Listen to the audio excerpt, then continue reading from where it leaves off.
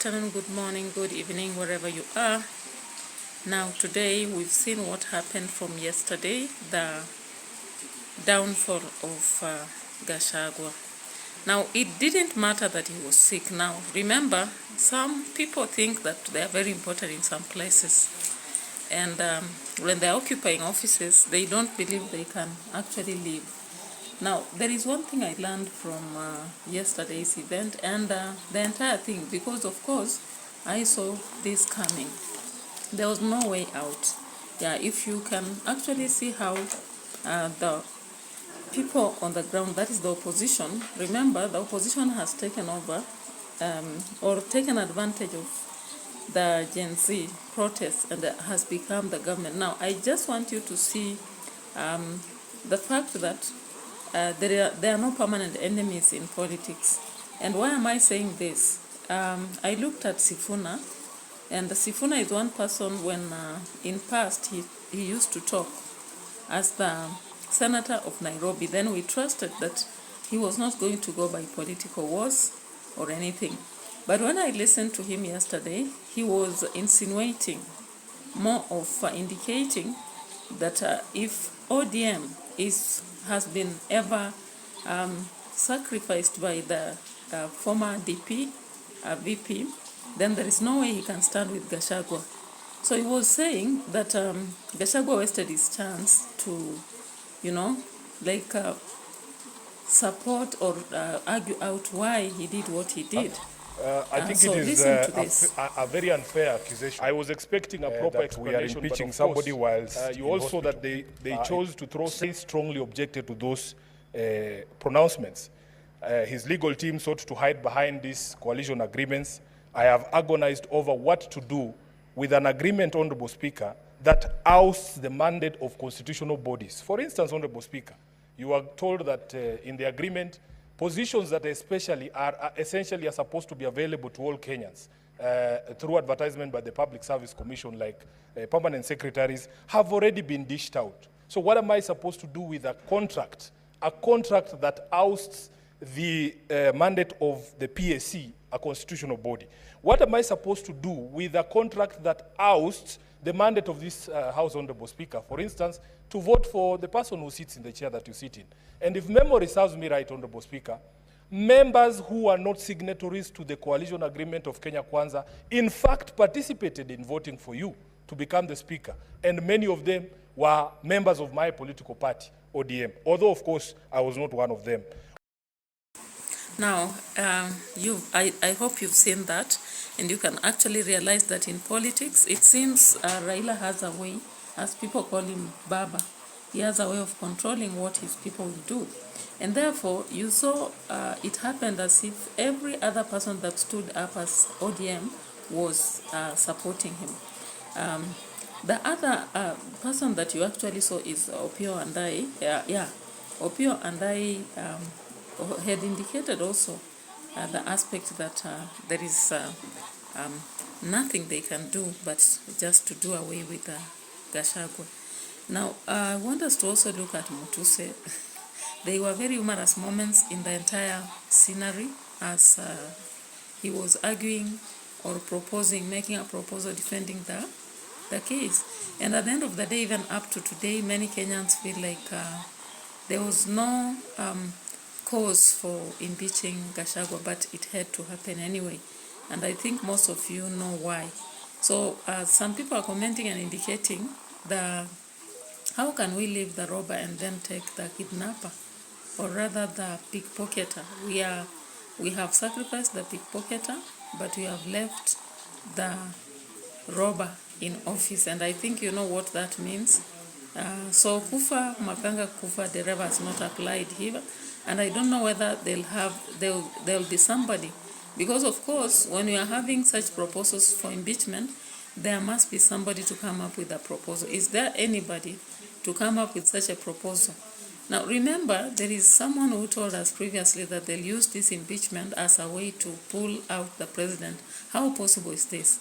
I doubt how possible this one is, because it seems if you look at the ODM side, and most of those who are now in government, they are interested in self-growth. Now, I want to just go back to Millie Odhiambo. Millie Odhiambo, during the, just after the MPs had impeached Gachagua, you remember what she said? Previously in Homa Bay, she had indicated that she will continue to be a bad girl so that she can monitor, or rather consider oversight over the government. But then it was surprising recently when she arose in Parliament and indicated the figures on the votes. So look at this video and you can actually remember Millie Odhiambo and what she said. I wish to indicate I wish to report that based on all that, over 200,000 responses were received, of which 65.1% supported the motion, while 33.81% opposed the motion, and 1.09% offered neutral or other alternative views. Mr. Speaker, some of the members in contributing have actually alluded to some of those alternative views. I've heard the Speaker right before me talking about the issue that Kenya has very many pressing issues. Mr. Speaker, indeed it is true, Kenya has many pressing issues, and as a House, we are already seized of those issues and are indeed already dealing with some of those issues. Go back to the aspect of sickness. I want you to consider that sometimes things we say really matter, and they make people make decisions. Maybe they even have less emotional attachment to our situations. So remember, we had sentiments in past which the VP indicated. Was it during the demonstrations? He indicated that some leaders were not going to the street because they had pretended. So yesterday, and I don't know, even myself, I don't know whether the VP was actually sick, but up to now, he's still at Karen Hospital. So I don't know, but actually, you have some very funny scripts, people indicating that it is Paul Mwite who told him to disappear so that he doesn't show up for any defense, or maybe it was pressure. Now, if you look at some comments, there are people who are indicating that there is an illness. Let me check to see it exactly. There was a given comment on cardiomyopathy, something to do with stress and how it causes pain in the chest and later on can cause collapse. Yeah. So looking at that, then we realized that indeed the VP was stressed. And you remember in one clip, there was an individual who was saying, was it Anike? Let me check. Yeah. Thank you very much, Mr. Speaker, for the opportunity to oppose this motion. I stand to oppose, and I'll start from where I left by saying that children deserve the most honest and thoughtful answers. And allow me when I... So having seen that, another very important lesson I had to acquire from this is that arrogance, ulimi, yeah. There is one, there was one person who stood up, I'll look for this, and indicated that all that has brought the VP down is the power of the tongue, and quoted the Bible, indicating that the tongue is a very small part of the organ in a human being, but it can cause our downfall. And of course, that's exactly what happened to VP. Many people are looking at what he said, these utterances. What you are doing is what you have done. He was a very calm man in past. But when he received overpower, you can see, and I think you can remember very well some of his utterances here and there, rebuking the ODM members sometimes when he talked about the Kericho, the member who came from Kericho to see him, and then he had gone to shave, and he went alongside even Nairobi, Githurai, in his own county, talking about the government and how he was elected. Now remember, even though he was also elected, the main person on the papers was Ruto. So it's unfortunate that sometimes that is what happened, and it pains him. And I'm not actually celebrating his downfall, but it happens that I think what happened with Gachagua when he was very close to power, that is Ruto, he believed that he is also powerful. You know, proximity to power is not power. That is what we should know. And so, even the rest, I think even Kindiki currently, Kimani Chungwa, Murkomen, and all those people, Sudi, those who are celebrating this downfall should be aware that when someone falls, then you should await the next one. Huwa wanasema kwa Kiswahili, mwenzako akinyolewa, tia chako maji. And I believe even Kindiki, you will not be very comfortable in that seat, because you don't know what will happen, and I'm not sure how you will operate. You may be operating under what the president will say and not what you want. Now, I want us to look at that clip for 13 September 2022 and how the Gachagua was talking about sending people, was it, when he was talking about the opposition. Yeah, so let's watch that clip. Tunakuonea 18 wewe mzee, wewe. Tunakuonea 18. What you are doing is what you have done. All the na ni ya shares. Si ndio? Ni ya shares. Kuna wenye kampuni, wale wako na shares mingi, kuna wale wako na chache, kuna wale hawana. Sasa nyinyi mliinvest kwa hii kampuni ya William Ruto na Rigathi Gachagua. Sasa lazima mvune. Lesson I learned is that most people use us and dump us, regardless of whether they are in the family, political, work areas or elsewhere. We must know that we have fake friends around us. And I saw one important comment of a fake friend is like a shadow that will roam around during success and not during your success. Now, it is not necessary that when you have a friend who is making it in life, then you are also making it. It's critical that we establish our own success, and therefore that's one thing that Gachagua seemed to forget. No wonder he thought that now that they have gone to office with Ruto, and Ruto had talked to the journalist indicating he will never humiliate the VP the way he had been humiliated by Uhuru, then that will happen, that he will just have peace. So he went along thinking that everything is right. But now you can see today, Uhuru was all the way smiling and shaking hands with Kindiki. And so one thing that I understand then is that was it Gathoni or Wamatangi who, Wamatangi during an interview in a TV station indicated that from the beginning they had voted for Kindiki and not Gachagua, and it is Ruto himself who picked the Gachagua. Now I wonder why he picked him, and why now he turned against. Now the deeper aspect has not been shown, because all of us know there's a political war somewhere.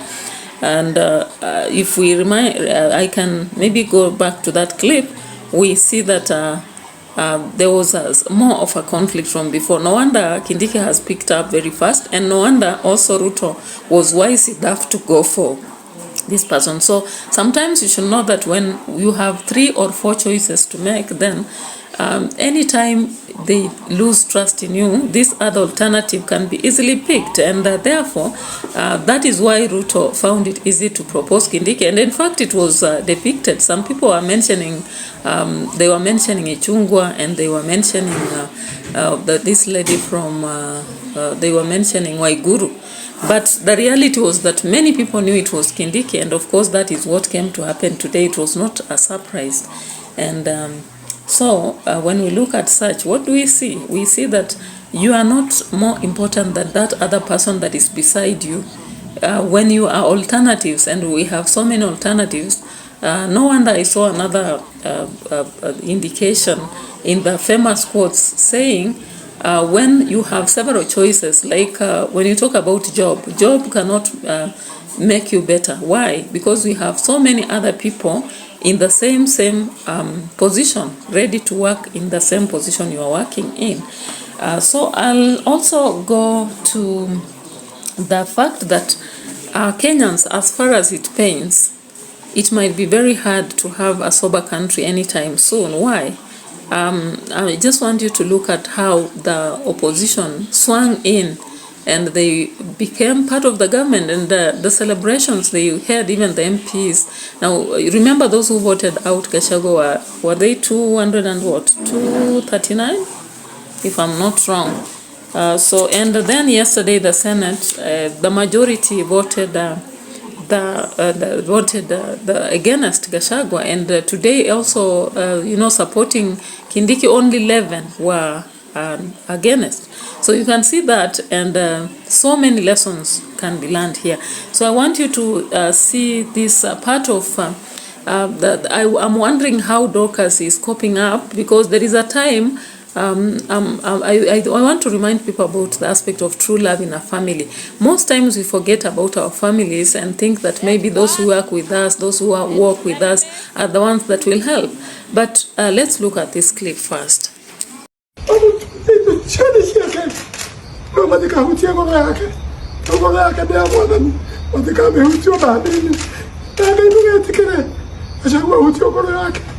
Weeping for such a billionaire, because regardless of losing power, I believe Gachagua has enough wealth unless something happens.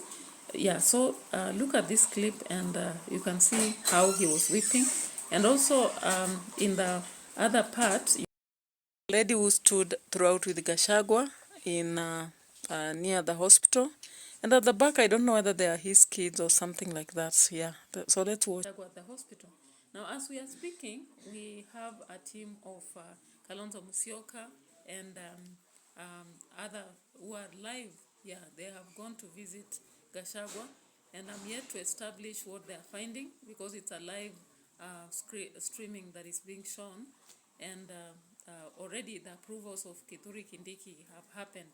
So let's look at Wamatangi here, and I don't know whether at the back, those who are at the back are the sons of the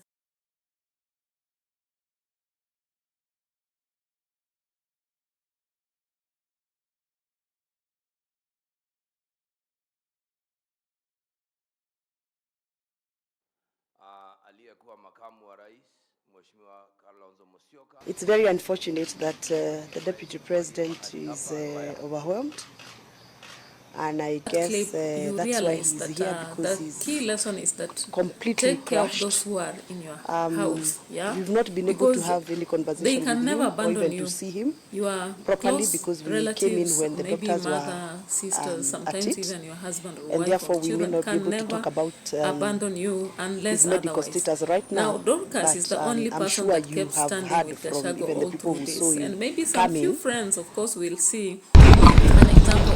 We have come this morning, quite a team, because on the advice of the doctor, we saw Dr. Gikonya last night and what he said. So although we may have wanted to come last night, but we realized that the second deputy president, Honorable Rigathi, needed a lot of time with the doctors. They picked the husband from the altar, and the altar, of course, is the Senate, and therefore they cannot bring him down. Maybe let's see another true friend, and I don't know why he seemed to have been a bit of drunk before he came here. I am not sure, but that is my feeling. You can comment if you think otherwise here. And I believe that we were supposed to do better. The Deputy President of the Republic of Kenya was not accorded enough time to execute his case. And I do not understand what was the hurry, because we still had days. I know we had the timelines, but our timeline was expiring on Saturday. So we could have waited when he was told he was taken ill. We could have waited for tomorrow. Dorcas, you can see she was so confident in church. She even brought her husband to be prayed for, and there was hope among the Mrima people that nothing will happen. But remember, the mistake Gachagua did is to talk about Mrima also, because now many people felt like here the Mrima aspect is sidelining everyone else. Yeah, and there is a joke that somebody has said the person who was possessed with Mrima was Matakwe, and of course, the last time they checked, he was dead. So when we look at this, then we realize that it's wrong sometimes when we are fighting a battle in a national platform to refer so much to your people, because even though he was referring to that now, I don't think the people who were against him also were far from that. When you talk about Ichung'wah, Kindiki, and many others, they also come from Rima. So it was like he was only talking about those who are supporting him, not the entire place. And it even brought the court to chair to talk about the Mrima and what it is. I think you can see the clip also. It was a funny one, and justify that if you talk about Kilimanjaro, Mlima or East Africa, you talk about Mlima Kenya, it's Mlima for Kenyans. So that aspect was really disappointing or disheartening many people, and I think that's why many people felt like he's not worth staying. And they should bring him down so that others learn such a lesson. Okay. Mtu asituambie mlima, sisi watu wa mlima. Sisi ni watu wa wapi? Hata Kilimanjaro ni mlima wetu wa East Africa. Na bado.